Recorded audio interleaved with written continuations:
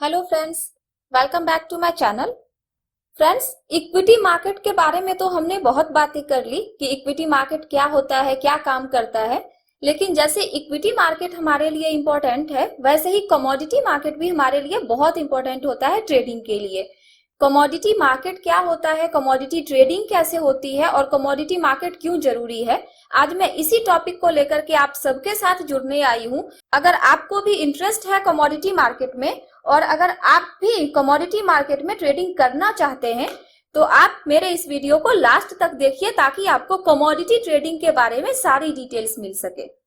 Commodity market को समझने से पहले हम ये जान लेते हैं कि कमोडिटी क्या है। फ्रेंड्स, कमोडिटी एक रॉ मटेरियल या फिर प्राइमरी एग्रीकल्चर प्रोडक्ट होता है जो कि सिर्फ बाय या फिर सेल किया जाता है। मींस आप इसको बना नहीं सकते हैं, ये कमोडिटी होता है। Like gold, silver, crude oil, इनको हम कमोडिटी बोलते हैं।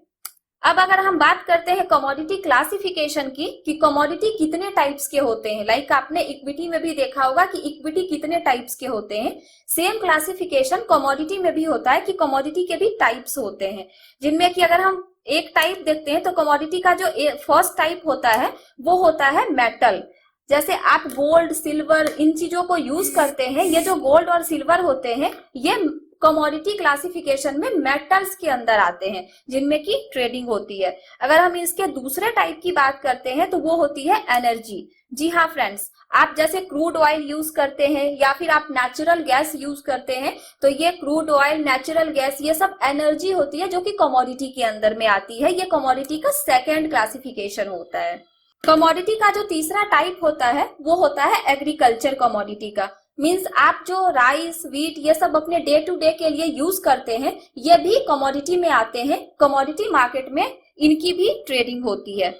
अब अगर हम कमोडिटी के लास्ट टाइप की बात करते हैं तो वो है लाइव स्टॉक मीट। मींस आप जो ये एग्स हो गए, कैटल, जिनको कि आप यूज करते हैं, ये भी कमोडिटी क्लासिफिकेशन के अंदर आते हैं और इनमें भी कमोडिटी मार्केट में ट्रेडिंग होती है।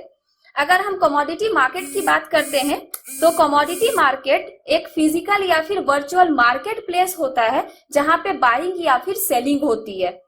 जो रॉ मटेरियल्स होते हैं एंड जो प्राइमरी प्रोडक्ट्स होते हैं उनकी जब वर्चुअल सेलिंग होती है, वर्चुअल मार्केट प्लेस, इसको हम फिजिकल मार्केट प्लेस नहीं बोलेंगे क्योंकि कमोडिटी में ट्रेडिंग एक्सचेंज के थ्रू होती है, तो हम यहाँ पे वर्चुअल बोलते हैं। वर्चुअल मार्केट प्लेस होता है जहां पे बाइंग और सेलिंग होती है, इसको कमोडिटी मार्केट बोलते हैं।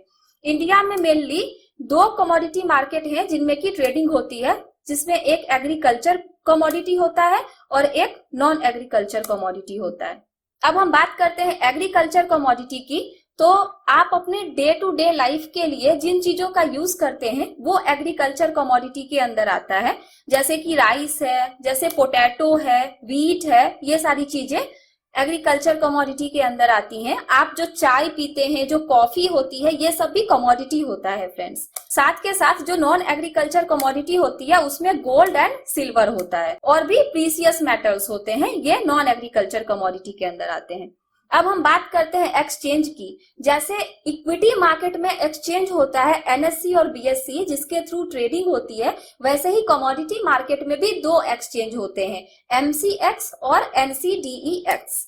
एमसीएक्स जो होता है इसको मल्टी कमोडिटी एक्सचेंज बोलते हैं, जिनमें कि गोल्ड, सिल्वर, क्रूड ऑयल, इन चीजों में ट्रेडिंग होती है।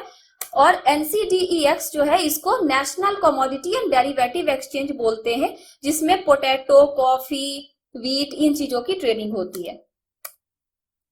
अब हम बात करते हैं, आपने देखा होगा कि कमोडिटी में बहुत ही ज्यादा प्राइस फ्लक्चुएशंस होता है।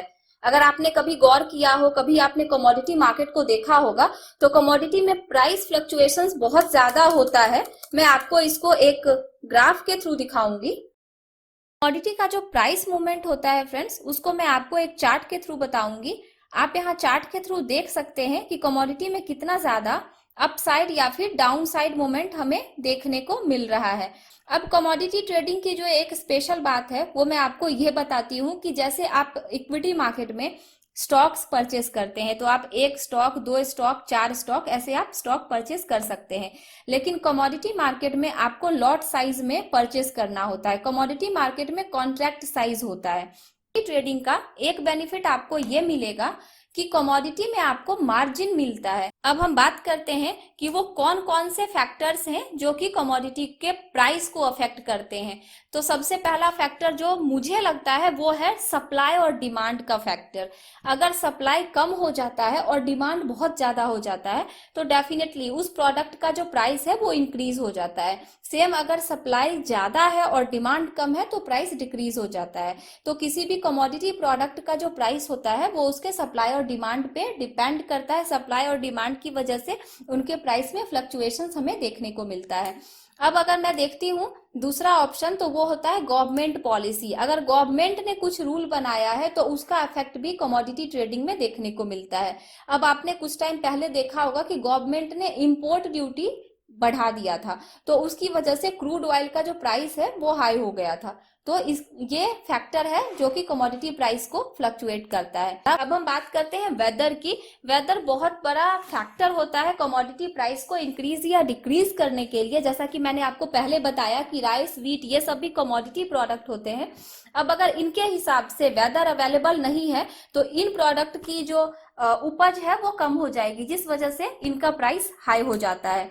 इकोनॉमिक कंडीशन भी बहुत बड़ा फैक्टर होता है, क्योंकि अगर किसी भी कंट्री का इकोनॉमिक कंडीशन कम होता है तो लोगों की परचेजिंग पावर कम हो जाती है, जिस वजह से कमोडिटी प्राइस में हमें फ्लक्चुएशंस देखने को मिलता है। तो फ्रेंड्स, अभी मैं आपको ये बताती हूँ कि कमोडिटी मार्केट क्यों जरूरी होता है। एक्चुअली जब आप कमोडिटी मार्केट के थ्रू ट्रेडिंग करते हैं, कमोडिटी मार्केट में जब आप ट्रेडिंग करते हैं तो यहाँ पे आपको मार्जिन बेनिफिट मिल जाता है। आप जिस भी ब्रोकर के थ्रू अकाउंट ओपन करवा के ट्रेडिंग करते हैं उन ब्रोकर्स के थ्रू आपको मार्जिन दिया जाता है। जिस मार्जिन के थ्रू आप ट्रेडिंग करते हैं तो जितना प्राइस उस ट्रेडिंग के लिए रिक्वायरमेंट रहती है जिस प्राइस की, उस प्राइस से कम प्राइस पे आप ट्रेडिंग बेनिफिट ले सकते हैं। क्यों जरूरी होती है, इसके लिए मैं आपको एक एग्जांपल के थ्रू समझाऊंगी। स्क्रीन पे देखिए। अब फॉर एग्जांपल आपको गोल्ड परचेस करना है, या कोई एक पर्सन है जिसको कि गोल्ड परचेस करना है।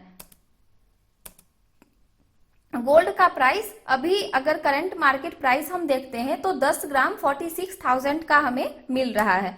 अब उसके पास दो ऑप्शंस हैं, या तो वो किसी शॉप पे जाकर के गोल्ड को परचेस करेगा या फिर वो कमोडिटी मार्केट के थ्रू गोल्ड को परचेस करेगा। तो किसी शॉप के थ्रू अगर आप 1 केजी गोल्ड परचेस करते हैं तो उसके लिए आपको 46 लाख का इन्वेस्टमेंट पहले करना पड़ता है।